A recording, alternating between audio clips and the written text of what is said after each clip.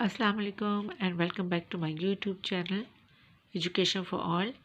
Today I'm going to upload the remaining questions of the course code 357 Plant Protection of the intermediate course of Allama Iqbal Open University, जिसमें सवाल number 3 पहले 2-3 जो है वो मैं अपनी पिछली वीडियो में अपलोड कर चुकी हूँ। यहाँ से हम सवाल नंबर 4 शुरू करते हैं।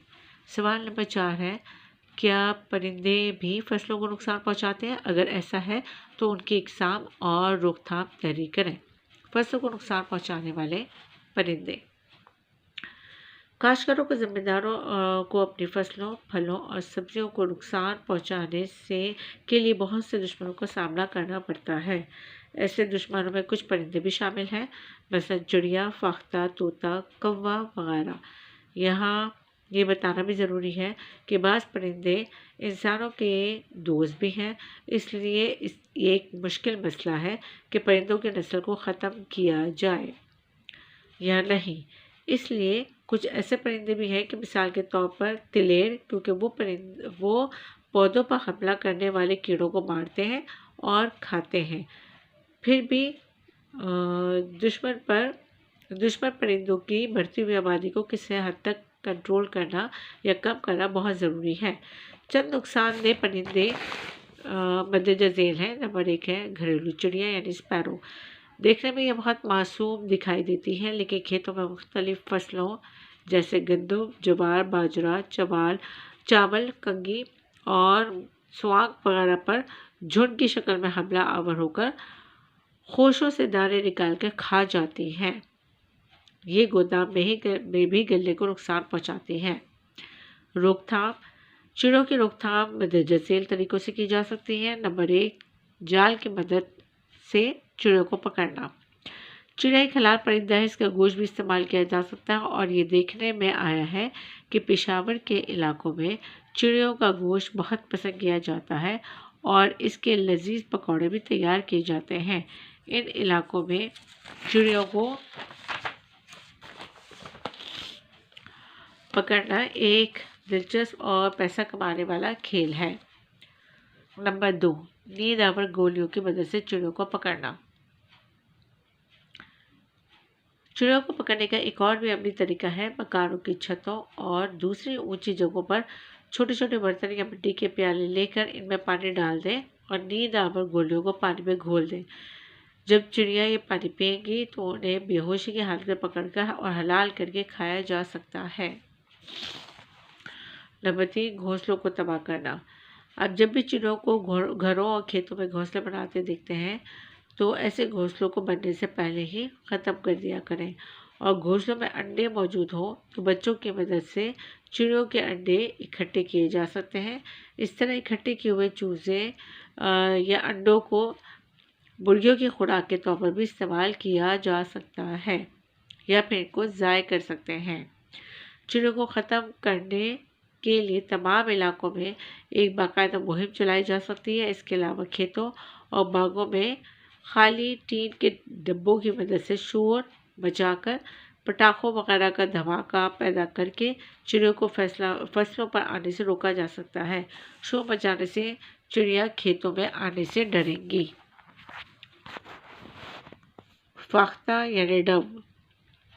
फाख्ता एक बहुत मासूम परिंदा है। ये अपने घोंसले ऐसे दरख्तों के झुंड में बनाती हैं जो नहरों और नालों के किनारों पर होते हैं और फाख्ता आमतौर पर गोल की शक्ल में खेतों में दिखाई देती है। इसका गोश्त हलाल है और बंदूक से इसका शिकार भी किया जा सकता है। इसके बाद आखिरी सवाल कोर्स नंबर 357 का है। सवाल नंबर 5, कपास पर हमला आवर कीड़ों की अक़साम तैयारी करें, नीज़ उनसे फसल को बचाने के तरीके वाज़ेह करें। कपास की फसल को नुकसान पहुंचाने वाले कीड़े। कपास की फसल पर काश्त से लेकर बर्दाश्त तक बेशुमार कीड़े हमला आवर होते हैं, जिनके नाम दर्ज झेल हैं। सब्ज़ तीला या चुस्त तीला, टेरिड्स, सुस्त तीला, एफिड, पौधे के नबाताती जू, माइट, चितकबरी सुंडी, स्पॉटेड बॉलवर्म, गुलाबी सुंडी, पिंक बॉलवर्म, अमेरिकन सुंडी, अमेरिकन बॉलवर्म और पत्ता लपेट सुंडी, लीफ रोलर। इन सब के बारे में हम अलग-अलग पढ़ेंगे और سبز تیلا یا چست تیلا اور اس کی پہچان کیا ہوتی ہے؟ بالغ مکمل کیڑا پرداز سبزی مائل سبزی زود رنگ کا یا زرد رنگ کا ہوتا ہے۔ اس کی شکل تکونی پیمانے نما ہوتی ہے۔ اگلے پروں پر ایک ایک سیاہ رنگ کا نقطہ یعنی دھبا ہوتا ہے۔ اس کے علاوہ اس کیڑے کے سر کی چوٹی پر بھی سیاہ رنگ کے 2 چھوٹے چھوٹے نشان پائے جاتے ہیں۔ سست تیلا اور اس کی پہچان: مکمل بالغ پردار کیڑا زردی مائل سبز رنگ کا اور بیضوی شکل کا ہوتا ہے۔ جسم کے پچھلے حصے میں پیٹ کے نزدیک 2 نالیاں سی بنی ہوتی ہیں جن سے ایک قسم کا رس خارج ہوتا ہے۔ اس کے بچے زردی مائل سبز رنگ کے ہوتے ہیں۔ سبز تیلا اور سست تیلے کی روک تھام: مندرجہ میں سے کوئی سی ایک دانے دار زہر استعمال کی جاتی ہے۔ گمک یعنی ٹیبل، ٹھمٹ شمٹ یا ڈائسٹون یعنی ڈیسٹون اور سولو ٹرکس۔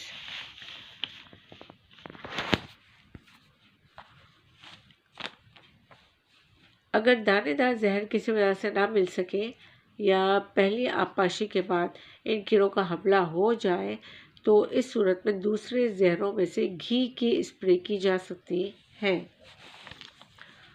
پودے کی نباتاتی جو مائٹ دیکھنے میں اگرچہ کیڑے سے ملتی جلتی ہے لیکن اس کا تعلق دراصل کیڑوں کے گروپ سے نہیں ہوتا۔ پہچان اس کی کیا ہے؟ ان جوؤں کے بالغ کیڑوں کا سائز بہت ہی چھوٹا ہوتا ہے۔ ان کا رنگ سبزی مائل زرد، سرخ یا خاکی ہوتا ہے اور پیٹھ پر کالے رنگ کے 2 دھبے ہوتے ہیں۔ ان کی روک تھام کے لیے خشک موسم اور گرم ہواؤں کے چلنے کی صورت میں DDT یا اسپون کے استعمال سے گریز کریں کیونکہ ان زہریلی دواؤں کے استعمال سے چوزوں کے نشو و نما میں مدد ملتی ہے۔ چتکبری سنڈی یعنی دھبے دار سنڈی: اس کیڑے کے پر پیلے، سبز اور بھورے رنگ کے ہوتے ہیں۔ پروانے کے اگلے پر سبز رنگ کے ہوتے ہیں۔ اگلے پروں کے وسط میں گہرے سبز رنگ کی ایک پٹی ہوتی ہے۔ مکمل سنڈی کا رنگ سیاہ، سرمئی اور سفید ہوتا ہے۔ گلابی سنڈی پہچان: کپاس کی گلابی سنڈی کا پروانہ بہت چھوٹا ہوتا ہے اور گہرے بھورے رنگ کا ہوتا ہے اور اگلے پروں پر کالے رنگ کے دھبے ہوتے ہیں۔ شروع میں چھوٹی سنڈی کا رنگ پیلا یا سفید ہوتا ہے جبکہ مکمل ہونے پر بڑی سنڈی کا رنگ گلابی ہو جاتا ہے۔ کپاس کی چتکبری اور گلابی سنڈیوں کی روک تھام: کھیتوں کے جڑی بوٹیوں سے پاک و صاف رکھنا۔ فصل کو کاشت سے پہلے بیجوں کو کسی پکے فرش پر 2-3 دن چند گھنٹوں کے لیے دھوپ میں پھیلا دیں۔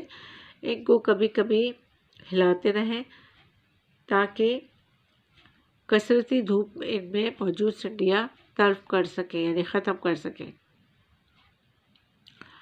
فصل کی چڑائی کے بعد چھڑیاں کاٹ لینی چاہیے اور کھیت میں مٹی پلٹنے والا ہل چلا دینا چاہیے تاکہ فصل کی بڈ وغیرہ